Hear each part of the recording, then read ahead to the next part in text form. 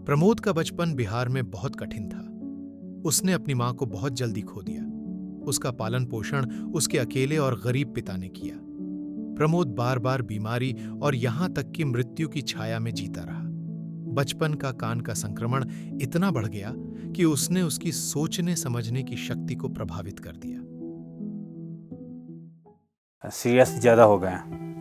Serious होने के बाद में हमने डॉक्टर के पास गया तो डॉक्टर ने सीटी स्कैन किया तो कह रहा है कि आपका कैंसर पकड़ने वाला है, कि आपको ऑपरेशन करना पड़ेगा।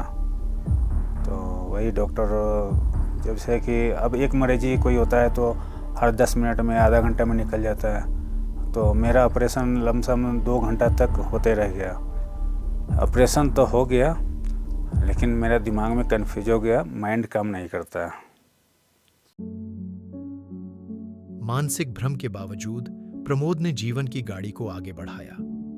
उसने शादी की और बच्चे हुए, लेकिन गुजर बसर करने में असमर्थता ने उसे दिल्ली जाने पर मजबूर कर दिया। प्रमोद राजधानी के गुमनाम मजदूरों की भीड़ में शामिल हो गया। जीवन की कठिनाइयां जस की तस बनी रहीं। फिर एक दिन नाई की दुकान पर जाने और नाई से हुई एक साधारण सी बातचीत ने उसकी जिंदगी बदल दी। हम सेवन कराने गए तो अब दुकान में तो 5 आदमी 10 आदमी से ठाकुर के बीच में रहता ही है सेवन कराने वाला।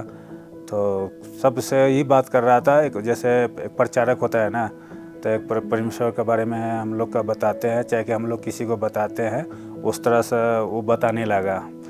तो दिल में हमारा कुछ लगा कि हम संगति में जाऊं।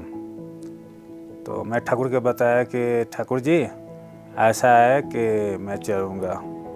तो कह रहा है कि प्रमोद भाई ठीक है, आप चलोगे तो आप शाम को मेरे दुकान पे आ जाना, 7 बजे दुकान बंद करेंगे और हम अपने साथ में संगति में ले चलेंगे। नाई के घर पर अन्य लोगों की संगति में प्रमोद ने परमेश्वर का वचन सुना और उसने उनकी प्रार्थनाओं को अपने ऊपर बहते हुए महसूस किया। बाइबल के शब्दों ने उसके धुंधले मन, टूटी हुई देह और उसके बोझ से दबे दिल को छू लिया। तो हमारे नाम से दुआ प्रार्थना हुआ और हमारा उस समय धीरे धीरे कुछ अंदर का जो लगता है ना, माइंड में कुछ प्रॉब्लम था, कुछ था, उस समय ऐसा है कि सब साइड होते गया मेरा जीवन में। ठीक है, तो उस समय होने के बाद में जब हमारा संगति ख़त्म हुआ, उनके मैं घर से निकला तो ऐसा लग रहा है कि मैं हवा में चल रहा हूँ। इस तरह जैसे रोड पे गुलाब के फूल नहीं खिलता है, उस तरह मैं खिलते गया रूम पे तक।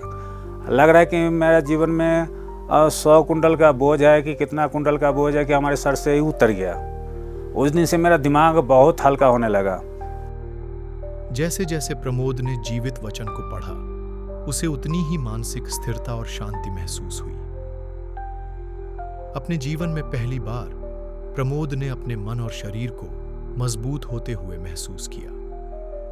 मेरा जीवन अभी परमेश्वर के आशीर्वाद है, उनके दया दृष्टि है।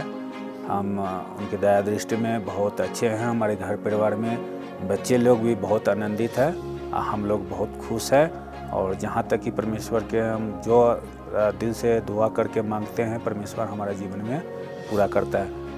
लेट ही करे लेकिन पूरा करता है हमारे जीवन में।